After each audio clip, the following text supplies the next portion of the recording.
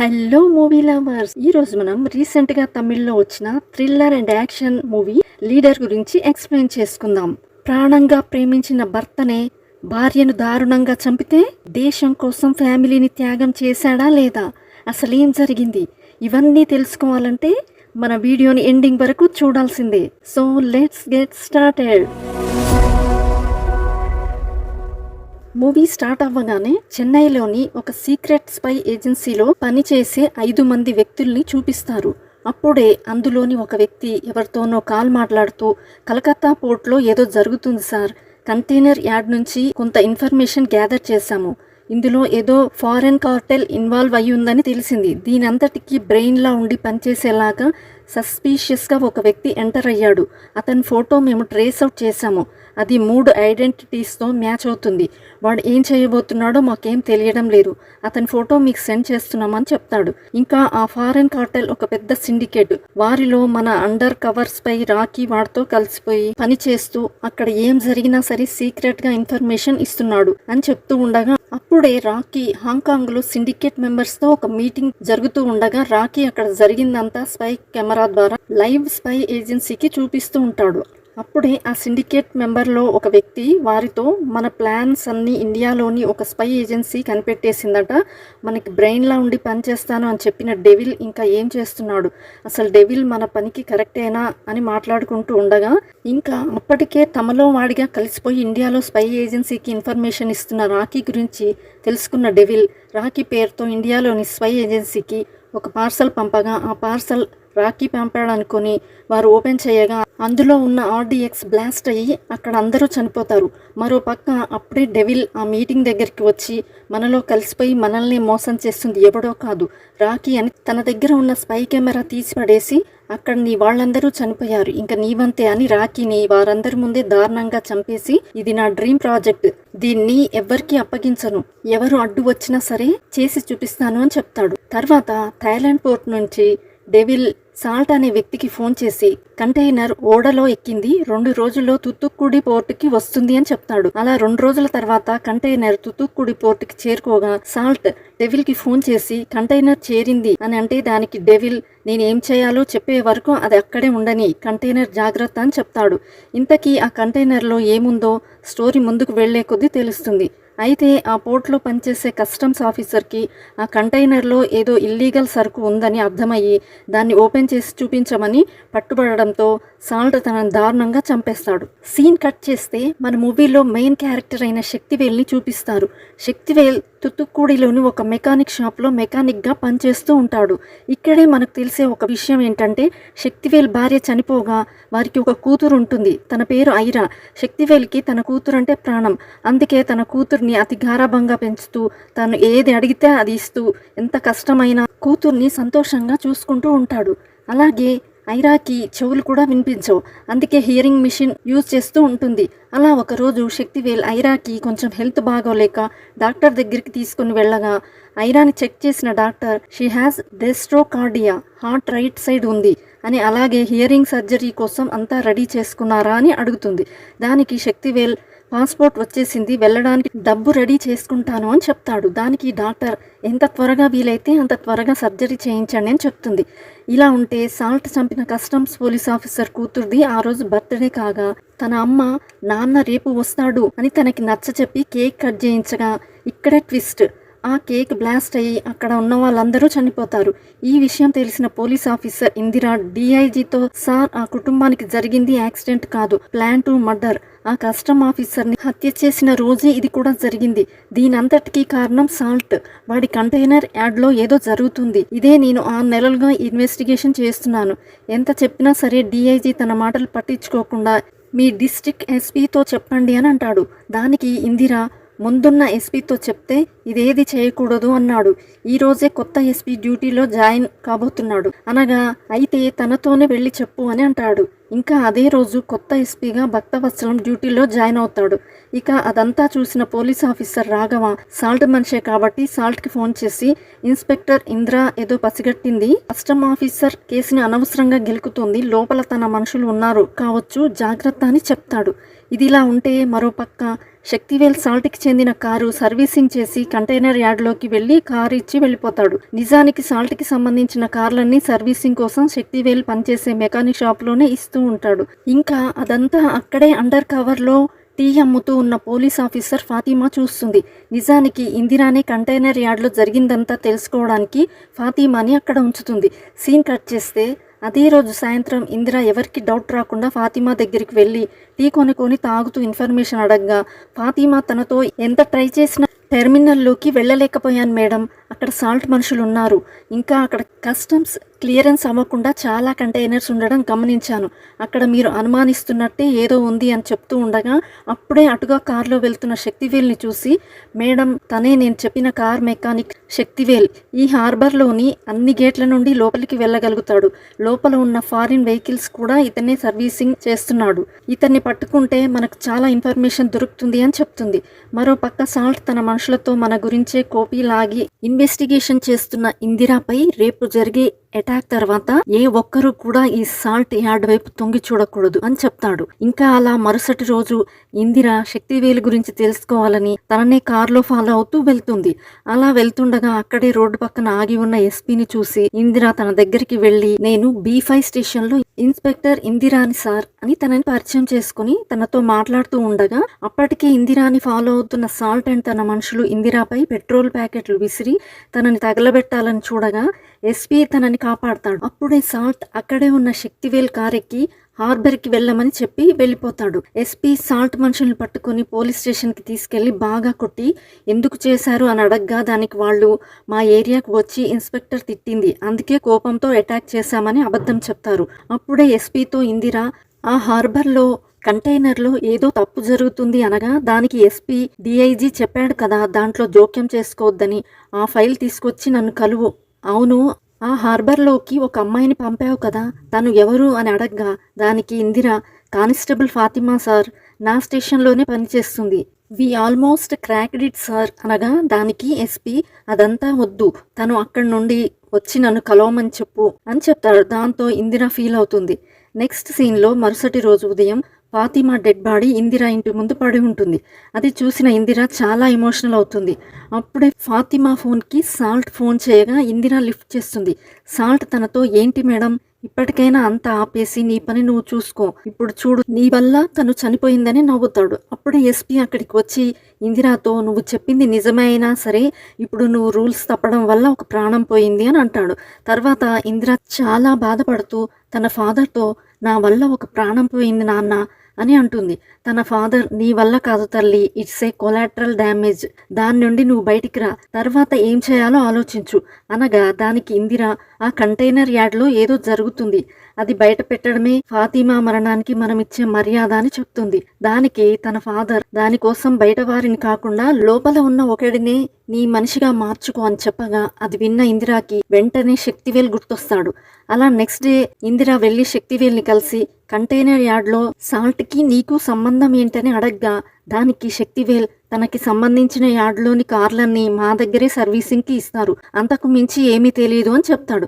అది విన్న ఇందిర ఈరోజు సాల్ట్ కార్ ఒకటి డెలివరీకి ఇవ్వబోతున్నావు కదా, తన కార్లో ఈ ఆడియో బగ్ సీక్రెట్గా పెట్టాలి అని చెప్పగా అది విన్న శక్తివేల్ సారీ మేడం, మీరే కాదు ఎవరు చెప్పినా నా కస్టమర్స్ని నేను మోసం చేయను, ఈ పని నేను చేయను, నా కూతుర్ని స్కూల్ నుండి తీసుకొచ్చే టైం అయిందని చెప్పి వెళ్ళిపోతాడు. కాసేపటికి సాల్ట్ మనిషి శక్తివేల్కి ఫోన్ చేసి ఇన్స్పెక్టర్ ఇందిరా వచ్చి నిన్ను కలిసిందంట కదా ఏం చెప్పిందని అడగ్గా దానికి శక్తివేల్ సాల్ట్ అన్న కార్లో ఆడియో బగ్ పెట్టమంది, అక్కడ మీరు మాట్లాడేదంతా వినాలంట, కానీ నేను ఆ పని చెయ్యను అని చెప్పేశాను అని అంటాడు. అది విన్న సాల్ట్ మనిషి మరి డాష్ బోర్డు కింద ఆడియో బగ్ పెట్టింది ఎవర్రా, పోలీసులతో కలిసి సాల్ట్ అననే పట్టించాలని అనుకుంటున్నావా, అందుకే నీ ముద్దుల కూతుర్ని స్కూల్ నుంచి ఎత్తుకొచ్చేసాం, ఇప్పుడు వెళ్తున్న కంటైనర్లో ఎక్కించేశాం, కంటైనర్ ఓడలోకి ఎక్కితే నీ కూతురు నీకు మళ్ళీ దొరకదు అని చెప్పడంతో అది విన్న శక్తివేల్ షాక్ అయ్యి స్కూల్ దగ్గరికి వెళ్ళగా అక్కడ నిజంగానే తన కూతురు ఉండదు.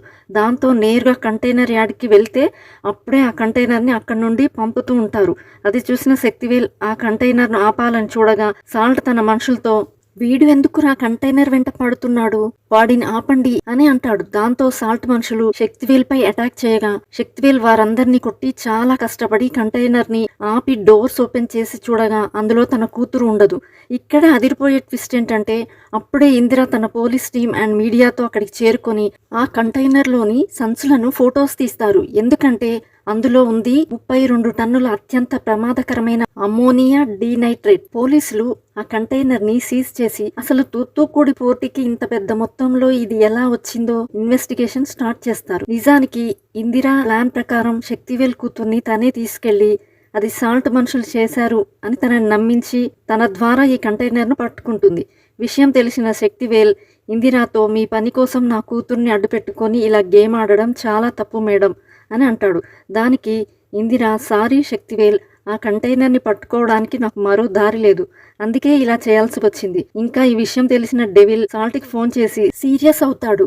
సాల్ట్ డెవిల్తో కంటైనర్ ఎస్పీ ఆఫీస్లో ఉంది, ఎలాగైనా దాన్ని బయటకు తీసుకొస్తాను, మీరేం టెన్షన్ పడకండి అని చెప్తాడు. సీన్ కట్ చేస్తే శక్తివేల్ అలా గ్యారేజ్లోకి రాగానే తనను చూసిన ఓనర్ ఆ సాల్ట్ రాక్షసుడు, నువ్వు పోయి తనతో పెట్టుకున్నావు, నువ్వు ఇంకా ఇక్కడ ఉండడం సేఫ్ కాదు, ఇక్కడ నుండి వెళ్ళిపో అని చెప్పగా దానికి శక్తివేల్ ఇందులో నా తప్పేమీ లేదు, ఆ ఇన్స్పెక్టరే నా కూతుర్ని అడ్డు పెట్టుకొని నాతో ఇలా చేయించింది. అది విన్న తన ఓనర్ ఏది ఏమైనా కానీ ఇక నువ్వు ఇక్కడ ఉండడం సేఫ్ కాదు, నీ కూతురు కోసమైనా ఇక్కడ నుండి వెళ్ళిపో అని అనడంతో శక్తివేల్ తన కూతురి కోసం అక్కడ నుండి వెళ్ళిపోవాలని అనుకుంటాడు. మరో పక్క డెవిల్ సాల్ట్కి ఫోన్ చేసి నా కంటైనర్ని పట్టుకున్నోడు మామూలు మెకానిక్లా లేడు, అనవసరంగా విషయం బయటపడుతుందేమో, నేను బయలుదేరుతున్నా, నేను వచ్చేదాకా ఎలాంటి పెంట చెయ్యకు అని అంటాడు. మరో పక్క ఎస్పీ శక్తివేల్ని కలిసి మాట్లాడి రేపు ఉదయం ఆఫీస్కి వచ్చి నన్ను కలువు అని చెప్పి అలాగే మీడియాతో ఈ కంటైనర్ వెనుక ఎవరు ఉన్నారో త్వరలోనే బయట పెడతాం అని చెప్తాడు. మరో పక్క శక్తివేల్ తన కూతురుని తీసుకొని ఆ ఊరు వదిలి కారులో వెళ్లబోతుండగా అప్పుడే సాల్ట్ తనకి ఫోన్ చేసి నువ్వు మామూలు మెకానిక్వి అనుకున్నా, కానీ నాకు దగ్గర అవ్వడానికి మరో కారణం ఉందని ఇప్పుడే అర్థమైంది. ఒక పిల్ల కోసం ఆ పోలీస్ చెప్పినట్టు చేసావు కదా, ఇప్పుడు ఇంకొక పిల్లని చూపిస్తా చూడు అని హాస్పిటల్ నుండి తీసుకుని వచ్చిన మరో అమ్మాయిని చూపించగా తనను చూసిన శక్తివేల్ షాక్ అవుతాడు. ఇప్పుడు ఈ పిల్ల ప్రాణాలతో నీకు కావాలి అంటే పోలీసులు పట్టుకున్న ఆ కంటైనర్ని నువ్వే విడిపించాలి. ఎస్పీ ఆఫీస్ దగ్గర ఉన్న కంటైనర్లో సరుకు లేదు, ఎస్పీ ఆ లోడ్ ఉన్న కంటైనర్ని ఎక్కడ దాచాడో తెలీదు, నువ్వే దాన్ని కనిపెట్టి నేను చెప్పిన లొకేషన్కి రాత్రిలోగా తీసుకొని రావాలి, లేదంటే ఈ పాపని చంపేస్తామని చెప్పడంతో అది విన్న శక్తివేల్ ఎలాగైనా నీ కంటైనర్ని కనిపెట్టి నీ దగ్గరికి తీసుకుని వస్తాను అని చెప్తాడు. అప్పుడే తన దగ్గర ఉన్న అమ్మాయి తనతో అంకుల్ అనూషని ఎలాగైనా కాపాడండి అని అంటుంది. అప్పుడే బాగా ఆలోచించిన శక్తివేల్కి ఎస్పీ ఆ సరుకు ఉన్న కంటైనర్ని సేఫ్గా ఉంచేందుకు లోడ్తో ఉన్న కంటైనర్తో పాటు మరో 2 ఎంటీ కంటైనర్లని సిటీలోకి ఒక దారిలో ట్రావెల్ చేయిస్తున్నాడు అని తెలిసి సాల్ట్కి ఫోన్ చేసి సేమ్ అదే మోడల్ కంటైనర్లు పంపమని చెప్పి ఎస్పీ పంపిన లోడ్ గల కంటైనర్ల రూట్ కనిపెట్టి పక్కా ప్లాన్ ప్రకారం ఆ కంటైనర్లతో ఈ కంటైనర్లను కలిపి వాటిని రౌండప్ చేసి ఆ కంటైనర్ల డ్రైవర్లను కొట్టి లోడ్లో ఉన్న కంటైనర్ని తీసుకొని నేరుగా సాల్ట్ దగ్గరికి వెళ్తాడు. అలా శక్తివేల్ కంటైనర్ తీసుకొని సాల్ట్ ఉన్న లొకేషన్కి వెళ్ళగా ఇక్కడే ట్విస్ట్ ఏంటంటే అప్పుడే ఎస్పీ సాల్ట్ లొకేషన్ కనిపెట్టి అక్కడికి వచ్చి సాల్ట్ తలకి గన్ గురిపెట్టి శక్తివేల్ కంటైనర్ తీసుకొని రాగానే మెజిస్ట్రేట్ అండ్ చెకింగ్ టీమ్ని అక్కడికి రప్పించి కంటైనర్లో ఉన్నది అమోనియం డీనైట్రేట్ అని కన్ఫర్మ్ అయితే సాల్ట్ని రెడ్ హ్యాండెడ్గా అరెస్ట్ చేయాలని అనుకుంటారు. అయితే ఇక్కడే అదిరిపోయే ట్విస్ట్ ఏంటంటే కంటైనర్లోని సరుకు టెస్ట్ చేసిన వారు అందులో ఉన్నది వ్యవసాయానికి ఉపయోగించే మామూలు అమోనియా నైట్రేట్ మాత్రమే అని ఆ కంటైనర్ని ఇంకా రిలీజ్ చేయమని చెప్పి మెజిస్ట్రేట్ అక్కడ నుండి వెళ్ళిపోతాడు. దాంతో ఎస్పీ షాక్ అవుతాడు. సాల్ట్ ఎస్పీని చూసి నవ్వి శక్తివేల్ని కంటైనర్ తీయమంటాడు. దానికి ఎస్పీ శక్తివేల్ మీద పోలీస్ ఎంక్వైరీ ఉంది, నీ కంటైనర్ని తీసుకుని నువ్వు వెళ్ళిపో అని అనడంతో సాల్ట్ కంటైనర్ తీసుకుని అక్కడి నుండి వెళ్ళబోగా అక్కడే కారులో ఉన్న పాపని చూసిన శక్తివేల్ తన దగ్గరికి వెళ్తాడు.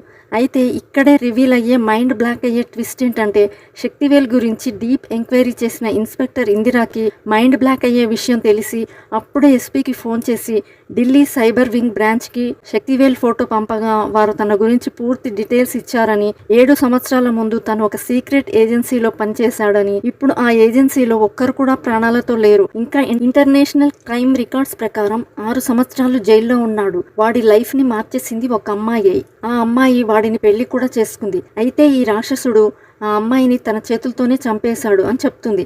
అది విన్న ఎస్పీ కూడా షాక్లో ఉండగా, మరో పక్క అప్పుడే సాల్ట్కి డెవిల్ ఫోన్ చేసి, నేనే ఆ మెజిస్ట్రేట్ ఇంకా ఆఫీషియల్స్తో మాట్లాడి కవర్ చేశాను, నువ్వు ఆ కంటైనర్ని జాగ్రత్తగా తీసుకునిరా, నేను మార్నింగ్ వరకు వస్తాను అని చెప్తాడు. కానీ ఇక్కడే అదిరిపోయే ట్విస్ట్ ఏంటంటే, అప్పుడే శక్తివేల్ ఆ కంటైనర్లో ఫైరింగ్ కేక్ పెడతాడు. ఇప్పుడు తన దగ్గర ఉన్న రిమోట్తో బ్లాస్ట్ చేయగానే కంటైనర్లోని కేక్ ఫైరింగ్ అయ్యి కంటైనర్ మొత్తం పెద్ద బ్లాస్ట్ జరిగి సాల్ట్ కూడా చనిపోతాడు. అది చూసిన ఎస్పీ శక్తివేల్ని చూసి షాక్లో ఉండిపోతాడు.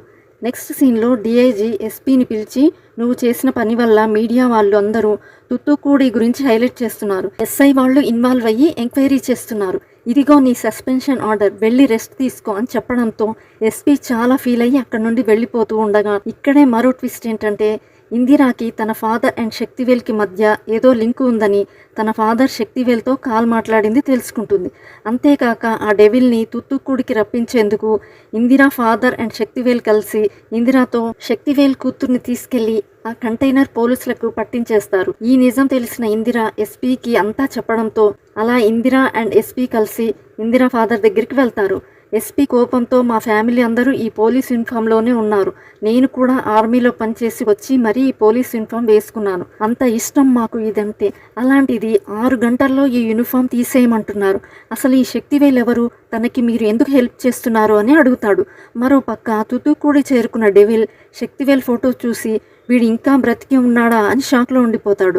మరో పక్క ఇందిరా ఫాదర్ సత్యమూర్తి ఎస్పీతో, ఇన్నాళ్ళుగా నా కూతురికి కూడా చెప్పని నిజాల్ని మీకు చెప్తున్నాను, మీరు అడుగుతున్న శక్తివేల్ పేరు మారన్, నాకు 8 సంవత్సరాలుగా తెలుసు అని జరిగింది చెప్పడం స్టార్ట్ చేస్తాడు. 12 మ్యాన్ స్క్వాడ్ అనే ఏజెన్సీకి లీడర్ ఈ మారన్. ఈ 12 మ్యాన్ స్క్వాడ్ ప్రత్యేకమైంది, వీరికి ఎలాంటి రూల్స్ ఉండవు, చూడ్డానికి నార్మల్గానే కనిపించినా సరే ఎక్స్ట్రా ఆర్డినరీ స్కిల్స్ ఉంటాయి వీరికి. వీరి పని ఏంటంటే రా అండ్ మిలిటరీలోని డబుల్ క్రాస్ చేసే వారిని వారి కుటుంబాలకే తెలియకుండా చంపేయడం. ఈ 12 మ్యాన్ స్క్వాడ్ లో చివరగా చేరింది మీరానే. నిజానికి మీరా ఎన్డీఏకి చెందినది కాగా, ఒక ఆపరేషన్ లో ఒక ఉగ్రవాది మీరా తలకి గన్ గురిపెట్టి తనని వదిలేకపోతే తనని చంపేస్తానని అంటాడు. దాంతో మారన్తో తన చీఫ్, వాడు చాలా డేంజరస్, మీరా ప్రాణాలు పోయినా పర్లేదు కానీ వాడు మాత్రం తప్పించుకోకూడదు, వాడి వల్ల ఎంతో మంది ప్రాణాల అపాయంలో ఉన్నాయని చెప్పినా సరే మారన్ తన ప్రాణాలు రిస్క్ లో పెట్టి మీరాని కాపాడి ఉగ్రవాదిని చంపేస్తాడు. ఇంకా ఉగ్రవాదిని పట్టించడానికి మీరా అతను చనిపోవడానికి కూడా రెడీ అవ్వడంతో తన ధైర్యానికి నచ్చి తనని కూడా 12 మ్యాన్ స్క్వాడ్లో జాయిన్ చేసుకుంటారు. అప్పుడే మీరా మారన్ దగ్గరికి వచ్చి, నన్ను ఆ రోజు ఎందుకు షూట్ చేయలేదని అడగ్గా, దానికి మారన్, అది ఎందుకో నాకు తెలియదు, జీవితాంతం నీ మొహాన్ని చూస్తూ ఉండాలి అని అనిపించింది అని చెప్పడంతో అది విన్న మీరా చాలా హ్యాపీగా ఫీల్ అవుతుంది. సీన్ కట్ చేస్తే తర్వాత ఒక సీక్రెట్ ఆపరేషన్ కోసం Meera and Maran husband and wife లాగా అక్కడి వారితో కలిసిపోయి ఇన్ఫర్మేషన్ తెలుసుకోవాలని వారి చీఫ్ నుంచి ఆర్డర్ రావడంతో మీరా అండ్ మారన్ అలా భార్యాభర్తలుగా కలిసి ఉంటారు. ఇదే ప్రాసెస్ లోనే ఒకరికొకరు బాగా నచ్చి లివింగ్ రిలేషన్షిప్ ని స్టార్ట్ చేస్తారు. అలా కొంతకాలానికి మీరా ప్రెగ్నెంట్ అయ్యి పాప కూడా పుడుతుంది. ఈ విషయం తెలిసిన మీరా అమ్మ షాక్ అయ్యి అక్కడికి వచ్చి పెళ్లి కాకుండానే ఇదేంటని తనపై సీరియస్ అవుతుంది. కానీ మీరా తన అమ్మతో, నన్ను మారన్ చాలా సంతోషంగా చూసుకుంటాడు అనే నమ్మకం నాకుందమ్మా అని తర్వాత వాళ్ళిద్దరూ పెళ్లి చేసుకుంటారు. ఇలా సాఫీగా రోజులు గడిచిపోతూ ఉండగా వారి జీవితాలు తల్లకిందులు చేస్తుంది ఒక మిషన్. చరణ్ రాజ్ అనే వ్యక్తి పాకిస్తాన్లో రా ఏజెంట్గా పనిచేసి ఇండియాకి వ్యతిరేకంగా పనిచేస్తూ ఉంటాడు. అయితే తన సీక్రెట్ లొకేషన్ గురించి 12 మ్యాన్ స్క్వాడ్కి తెలిసి అక్కడికి వెళ్ళి దాడి చేసి చరణ్ రాజ్ని చంపేస్తారు. కానీ అప్పటికే చరణ్ రాజ్ తన కొడుకుని అక్కడి నుండి పారిపోయేలా చేస్తాడు. అయితే చరణ్ రాజ్కి కొడుకు ఉన్నాడు అన్న విషయం మారన్ టీంకి తెలియదు. అయితే ఆ తర్వాత నుండి 12 మ్యాన్ స్క్వాడ్లో ఉన్న ఒక్కొక్కరు చనిపోవడం స్టార్ట్ అవుతుంది. దాంతో ఈ హత్యల వెనుక ఎవరున్నారో తెలియక మారన్ అండ్ టీం వాళ్ళు డెవిల్ అని వాడి పేరు పెట్టి ఆ డెవిల్ని కనిపెట్టేంత వరకు తాము కలిసి మళ్ళీ పనిచేయకూడదు అని అనుకుంటారు. అయితే అదే టైంలో ఎలెగియాలో క్రైసిస్ వస్తుంది. అప్పుడే ఆర్మ్డ్ రెబెల్స్ ఒక ఇన్స్టిట్యూట్ని సీజ్ చేయగా అందులో చదువుతున్న 42 మంది భారతీయ విద్యార్థులు హోస్టేజెస్గా చిక్కుకోగా అక్కడ గవర్నమెంట్ ఏమీ చేయలేని పరిస్థితి. దాంతో వారి పేరెంట్స్ తమ పిల్లల్ని ఎలాగైనా కాపాడమని గవర్నమెంట్ రిక్వెస్ట్ చేస్తారు. ఆ క్లిష్ట పరిస్థితుల్లో ఎంబసీ ఆఫీసర్గా ఉన్న ఇందిరా ఫాదర్ సత్యమూర్తి ఇండియన్ గవర్నమెంట్కి ఇన్ఫార్మ్ చేస్తాడు. దాంతో అలా ఇండియన్ స్టూడెంట్స్ ప్రాణాలు కాపాడడానికి ఆ 12 మ్యాన్ స్క్వాడ్ మళ్ళీ ఒకటిగా కలిసి ఆ మిగిలిన 7గురికి ఎన్నో సమస్యలు ఉన్నప్పటికీ స్టూడెంట్స్ని కాపాడడానికి ఈ ఆపరేషన్లోకి దిగుతారు. అలా వారిని రిసీవ్ చేసుకున్న ఇందిరా ఫాదర్ సత్యమూర్తి వారికి డాక్టర్ రాబర్ట్ని పరిచయం చేసి అక్కడి పరిస్థితులన్నీ చెప్పి, రాబర్ట్ మీకు ఎలాంటి హెల్ప్ అయినా చేస్తాడు అని, ఈ అంబులెన్స్లోనే మీరు సేఫ్గా లొకేషన్కి చేరుకుని ఆపరేషన్ స్టార్ట్ చేయండి అని చెప్తాడు. అయితే అప్పుడే మారన్ అండ్ మీరాకి వారి టీంలోని 5గురిని చంపిన డెవిల్ అదే దేశంలో ఉన్నట్టు ఇన్ఫర్మేషన్ వస్తుంది. కానీ మిగతా వారు ప్యానిక్ అవుతారని ఆ విషయం వారికి చెప్పరు. అప్పుడే మీరా మారన్తో, ఆ డాక్టర్ రాబర్ట్ ఏదో సీక్రెట్గా కాల్ మాట్లాడడం చూశాను, తనను చూస్తుంటే ఎందుకో తనే డెవిల్ అని అనిపిస్తుంది అని చెప్తుంది. అది విన్న మారన్, ఇప్పుడు మనకి ఆ స్టూడెంట్స్ ప్రాణాలు కాపాడడమే ముఖ్యమని, అలా తాము స్టూడెంట్స్ ఉన్న లొకేషన్కి టన్నల్ ద్వారా ఒకరు వెళ్ళి అక్కడ స్టూడెంట్స్కి ఇన్ఫర్మేషన్ ఇచ్చిన తర్వాత బయట నుండి అటాక్ చేసి సేఫ్గా స్టూడెంట్స్ని కాపాడాలని ప్లాన్ మొత్తం చెప్పి 6:20కి ఫ్లైట్ టేకాఫ్ అవుతుంది. అప్పట్లోగా స్టూడెంట్స్ని ఎయిర్పోర్ట్కి తీసుకొని రావాలి అని చెప్తాడు. అలా బల్విందర్ని టనల్ ద్వారా వెళ్ళమని చెప్పి మిగతా టీంని ఎయిర్పోర్ట్కి వెళ్ళమని అంటాడు. కానీ మీరాని మాత్రం డాక్టర్ రాబర్ట్ని ఫాలో అవ్వు, తనే డెవిల్ అని కన్ఫర్మ్ అయితే ఈ రోజుకి తనకి చివరి రోజు కావాలి అనడంతో అలా డాక్టర్ రాబర్ట్ బల్విందర్ని ఫాలో అవుతూ వెళ్ళడం చూసి తననే ఫాలో అవుతూ వెళ్తుంది. అయితే అలా కాస్త ముందుకు వెళ్ళగానే బల్విందర్ చనిపోయి ఉండగా రాబర్ట్ ముందుకు వెళ్ళిపోతాడు. అది చూసిన మీరా కూడా షాక్ అయ్యి బల్విందర్ చనిపోయాడు అని డాక్టర్ రాబర్టే డెవిల్ అని మారన్కి ఫోన్ చేసి చెప్తుంది. అది విన్న మారన్ తన టీంతో, ఇంకా మనది ప్లాన్ బి అని, మనమే యూనివర్సిటీలోకి వెళ్ళి ఆ స్టూడెంట్స్ని మనం కాపాడబోతున్నామని, అలా మారన్ అండ్ టీమ్ స్టూడెంట్స్ ఉన్న యూనివర్సిటీలోకి వెళ్ళి ప్లాన్ ప్రకారం అక్కడ రెబెల్స్ పై అటాక్ చేస్తూ స్టూడెంట్స్ని ఒక బస్లోకి ఎక్కించుకొని ఎయిర్పోర్ట్కి బయలుదేరుతారు. అప్పుడే మీరా మారన్కి ఫోన్ చేసి ఒక షాకింగ్ విషయం చెప్తుంది. అదేంటంటే డాక్టర్ రాబర్ట్ డెవిల్ కాదు, ఎందుకంటే తనని కూడా ఎవరో చంపేశారు అని చెప్పబోగా అప్పుడే మీరాకి ఎవరో మత్తు ఇంజెక్షన్ ఇస్తారు. అప్పుడే మారన్ టీంలోని ఇద్దరు మీరా ఫోన్ నుండి తను డెవిల్ని కనిపెట్టాను, మీరు ఈ లొకేషన్కి రండి అని మెసేజ్ రావడంతో ఆ ఇద్దరు అక్కడికి వెళ్ళగా అక్కడ వారికి మీరా కనిపించి దగ్గరికి వెళ్ళగా అప్పుడే వారిని కూడా చంపేస్తారు. మరో పక్క మారన్ ఆ రెబెల్స్ నుండి తప్పించుకొని చాలా కష్టపడి బస్ని ఎయిర్పోర్ట్కి తీసుకుని వెళ్తాడు. అప్పుడే వారికి తమ టీంలోని ఇద్దరిని మీరా చంపింది అని, మీరానే డెవిల్ అని మారన్కి చెప్పగా అది మారన్ నమ్మడు. అలా స్టూడెంట్స్ని ఫ్లైట్ ఎక్కించబోగా అప్పుడే మారన్కి మీరా ఫోన్ నుంచి అదిరిపోయే ట్విస్ట్ రివీల్ అవుతుంది. అదేంటంటే రాబర్ట్ ఒక ట్విన్ అని, తన బ్రదర్ డెవిల్ అని చెప్తుంది. నిజానికి రాబర్ట్ మంచివాడు. తన ఫాదర్ దేశద్రోహి తప్పు చేస్తున్నాడని తెలిసి తన అమ్మ తన భర్తని వదిలేసి రాబర్ట్ని తనతో పాటు తీసుకుని వెళ్ళిపోతుంది. డెవిల్ తన ఫాదర్ దగ్గరే పెరిగి తనలాగే తయారవుతాడు. ఇంకా ఆ రోజు మారన్ టీం డెవిల్ ఫాదర్పై అటాక్ చేసినప్పుడు తన కాల్లో మాత్రమే బుల్లెట్ దిగి ఉంటుంది. అది చూసిన డెవిల్ తన ఫాదర్ వారికి ప్రాణాలతో దొరికితే తను కూడా దొరికిపోతాను అని తనే తన ఫాదర్ని షూట్ చేసి చంపి వెళ్ళిపోతాడు. ఇంకా ఇప్పుడు స్టూడెంట్స్ని కాపాడడానికి తన తండ్రిని తనతో పాటు చంపేలా చేసిన అదే టీం మళ్ళీ వచ్చిందని తెలుసుకున్న డెవిల్ వారిని చంపి తన పగ తీర్చుకోవాలని రాగా రాబర్ట్ అలా జరగనివ్వను, నేను పోలీసులకు పట్టిస్తాను, వారికి నీ గురించి చెప్తాను అనగా డెవిల్ ఈసారి బల్విందర్ని చంపాక తన తమ్ముని కూడా చంపేస్తాడు. తర్వాత అక్కడి నుండి వచ్చిన మీరాకి మత్తు ఇంజెక్షన్ ఇచ్చి తన ఫోన్ ద్వారా టీంలోకి ఇద్దరికి మెసేజ్ పంపి ట్రాప్ చేసి అక్కడికి వచ్చిన వారిని డెవిలే చంపేశాడు. అలా మీరా అంతా చెప్పి నేను వాడి నుంచి తప్పించుకొని ఎయిర్పోర్ట్కి వస్తున్నానని చెప్తుంది. అయితే అది చూసిన మిగతా ఇద్దరు ఆ మీరానే కాల్ చేసింది, తనే డెవిల్, మనలో ఉండి మనవారిని చంపింది అని వారి చీఫ్కి కాల్ చేసి చెప్పగా వారి చీఫ్ మారన్తో మీరా ఉన్నంత వరకు ఈ ఆపరేషన్ కంప్లీట్ అవ్వదు, ఎలిమినేట్ హర్ అనగా మారన్ ఎంతో నచ్చ చెప్పడానికి ట్రై చేసినా సరే ఫ్లైట్ టేకాఫ్ అవుతుంది. 42 మంది స్టూడెంట్స్ ప్రాణాలా లేక నీ భార్య ప్రాణమా ఆలోచించుకో అనడంతో మారన్ చీఫ్కి నిజం చెప్పేంత టైం లేకపోవడంతో తననే అందరూ డెవిల్ అనుకుంటున్నారని పరుగెత్తుకుంటూ వస్తున్న మీరాని చూసి చాలా ఎమోషనల్ అయ్యి తనని షూట్ చేసి చంపేస్తాడు. ఇక అలా అప్పుడే స్టూడెంట్స్ అందరినీ ఫ్లైట్ ఎక్కిస్తూ ఉండగా అప్పుడే డెవిల్ అక్కడికి వచ్చి వారిపై అటాక్ చేస్తాడు. మారన్ టీంలోని మిగతా అందరూ ఈ అటాక్లో తమ ప్రాణాలు కోల్పోగా మారన్ స్టూడెంట్స్ని ఫ్లైట్ ఎక్కిస్తాడు. అయితే అప్పుడే అక్కడికి పోలీస్ ఫోర్స్ చేరుకొని ఆ ఫ్లైట్ని ఆపాలని చూడగా మారన్ ఒక పోలీస్ ఆఫీసర్ని షూట్ చేయడంతో అక్కడి పోలీసులు తనని కూడా అరెస్ట్ చేస్తారు. అలా 6 సంవత్సరాలు జైలు శిక్ష అనుభవిస్తాడు.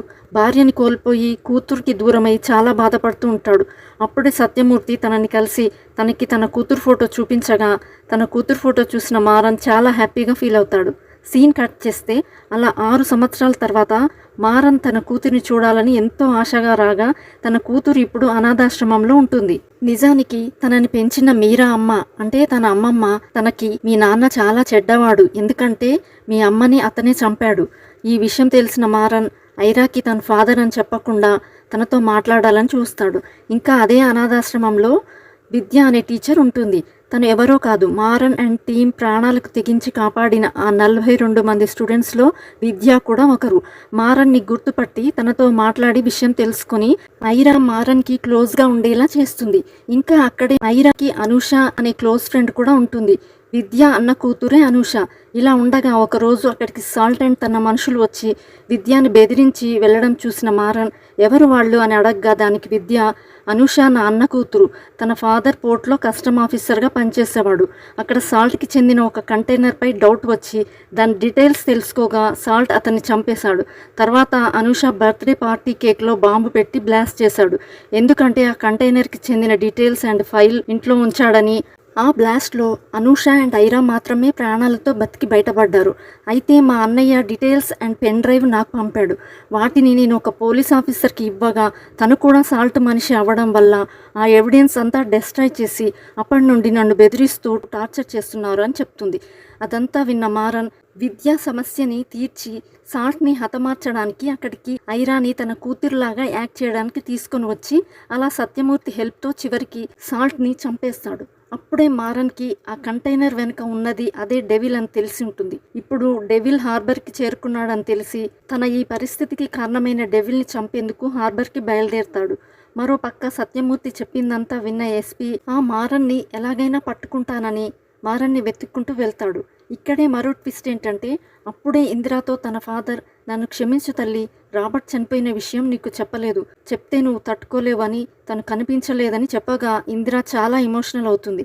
నిజానికి ఇందిరా అండ్ రాబర్ట్ ప్రేమలో ఉంటారు. మరోపక్క డెవిల్ సిండికేట్ మెంబర్స్తో మాట్లాడగా ఇక్కడే మనకు తెలిసిన ఒక విషయం ఏంటంటే అసలు వారి ప్లాన్ ఏంటంటే తూత్తుక్కుడి హార్బరే దేశ ఆర్థిక పరిస్థితిని నిర్ణయించే ఒక ముఖ్యమైన సముద్ర మార్గమని, ఈ హార్బర్ యొక్క ఎక్స్టెన్షన్ వారి క్లయింట్స్కి పెద్ద లాస్ తెచ్చిపెడుతుందని, అంతేకాక వారి బిజినెస్లకు చాలా పెద్ద ఛాలెంజింగ్గా ఉంటుందని ఆలోచించి అందుకే ఆ హార్బర్ని సర్వనాశనం చేయాలని ప్లాన్ ప్రకారం పెద్ద మొత్తంలో అమోనియం డీనైట్రేట్ కంటైనర్ని తీసుకొస్తారు. ఇంకా డెవిల్ తన మనుషులకి ఫోన్ చేసి మనం అనుకునే టైం దాకా వెయిట్ చేస్తే మనకే ప్రాబ్లం, ఇంకో 2 గంటల్లో ప్లాన్ ఎగ్జిక్యూట్ చేయండి, హార్బర్లో ఒక్క ముక్క కూడా మిగలకుండా సర్వనాశనం అవ్వాలని, కంటైనర్స్ ఆల్రెడీ బయలుదేరాయని చెప్తాడు. మరోపక్క హార్బర్ దగ్గరికి బయలుదేరిన మారన్ని ఎస్పీ పట్టుకొని నీ వల్లే నా ఉద్యోగం పోయిందిరా అని తనని కొట్టబోగా మారన్ తనతో సార్ నేను చెప్పేది వినండి, హార్బర్కి వచ్చింది ఒక కంటైనర్ కాదు, 39 కంటైనర్లు, అన్నిటికీ జీపీఎస్ పెట్టాను, ఇప్పుడు అన్ని కంటైనర్లు మూవింగ్లో ఉన్నాయి, హార్బర్కి ప్రాబ్లం వచ్చేలా ఏదో పెద్దగానే ప్లాన్ చేశారు, సిస్టంలో మీరు మాత్రమే నిజాయితీగా ఉంటే సరిపోదు సార్, మీ పై వాళ్ళు కూడా సరిగ్గా ఉండాలి, కానీ వాళ్ళు అలా లేరు, తన డిఐజీ కూడా డెవిల్ కోసం పనిచేస్తున్నాడని ప్రూవ్ చేయడంతో ఎస్పీకి మారన్ చెప్తుంది నిజమని అర్థమయ్యి డెవిల్ మారన్ని చంపడానికి అనాథాశ్రమం దగ్గరికి వస్తున్నాడని, అందుకే నీ కూతురుని తీసుకొని ఇక్కడ నుండి వెళ్ళిపో, లేదంటే లీగల్ ప్రాబ్లమ్స్ వస్తాయని చెప్తాడు. అప్పుడే మారన్ ఐరాతో మీ అమ్మని మీ నాన్న చంపాడని నమ్ముతున్నావు కదా, మీ నాన్నని కనిపెట్టి శిక్షించాలి అని అనుకుంటున్నావు కదా, అయితే పద తనని కనిపెడదామని చెప్పి అలా ఐరాని తీసుకొని కారులో బయలుదేరుతాడు. ఇంకా ఎస్పీ హార్బర్ దగ్గరికి చేరుకుంటాడు. అప్పుడే మారన్ ఇందిరాకి ఫోన్ చేసి రాబర్ట్ని చంపి నీకు దూరం చేసిన వాడి మీద పగ తీర్చుకునే టైం నీకు వచ్చిందని చెప్పి ఒక పక్కా ప్లాన్ ప్రకారం మారన్ కోసం వచ్చిన డెవిల్ అండ్ గ్యాంగ్ని తెలివిగా ట్రాప్ చేసి అరెస్ట్ చేసి తీసుకొని వెళ్ళిపోతాడు.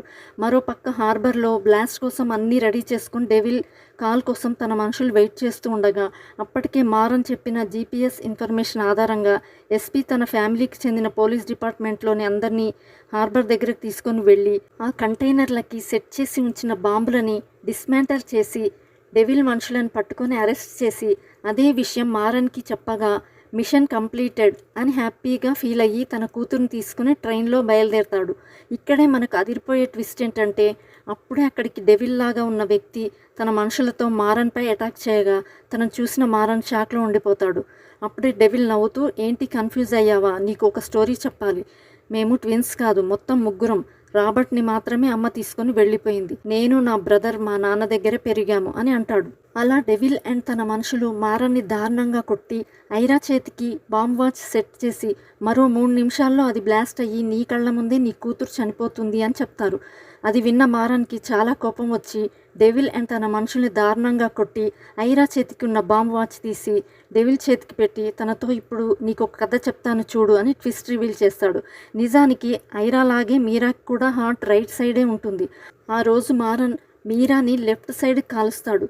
అందుకే తర్వాత తన హాస్పిటల్ తీసుకెళ్ళగా బ్రతికి ఉంటుంది. తర్వాత మారన్ని అక్కడ పోలీసులు అరెస్ట్ చేస్తారు. ఇంకా మీరా గురించి ఎవరికి తెలియొద్దని ఒక లేడీ శవానికి మీరా ఫేస్ మాస్క్ పెట్టి అందరినీ మీరా చనిపోయినట్టు నమ్మిస్తారు. అలా వాచ్ బ్లాస్ట్ అయ్యి డెవిల్ చనిపోయేలా చేస్తాడు. ఇది ఇలా ఉంటే మరో పక్క ఇందిరా అండ్ టీం డెవిల్ని కార్లో తీసుకెళ్తూ ఉండగా డెవిల్ పోలీసులను కొట్టి ఇందిరాని కూడా చంపి అక్కడి నుండి తప్పించుకోవాలని అనుకుంటాడు. ఇందిరా రాబర్ట్ని చంపిన విషయం గుర్తు చేసుకొని తన గన్తో డెవిల్ని షూట్ చేసి చంపేస్తుంది. సీన్ కట్ చేస్తే ఎస్పీ ట్రైన్లో చనిపోయిన అందరూ హార్బర్ని బ్లాస్ట్ చేయడానికి వచ్చిన తీవ్రవాదులే అని మిగతా డీటెయిల్స్ త్వరలో చెప్తాను అని మీడియాకి చెప్తాడు. ఇంకా మూవీ ఎండింగ్లో మారన్ ఐరాని మీరా దగ్గరికి తీసుకెళ్లగా మీరా అండ్ ఐరా చాలా ఎమోషనల్ అవుతారు.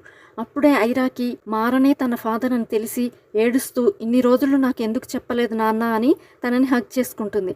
అలా మారన్ తన ఫ్యామిలీతో కలిసి అక్కడే హ్యాపీగా సెటిల్ అవుతాడు. అలా అక్కడితో మూవీ ఎండ్ అవుతుంది.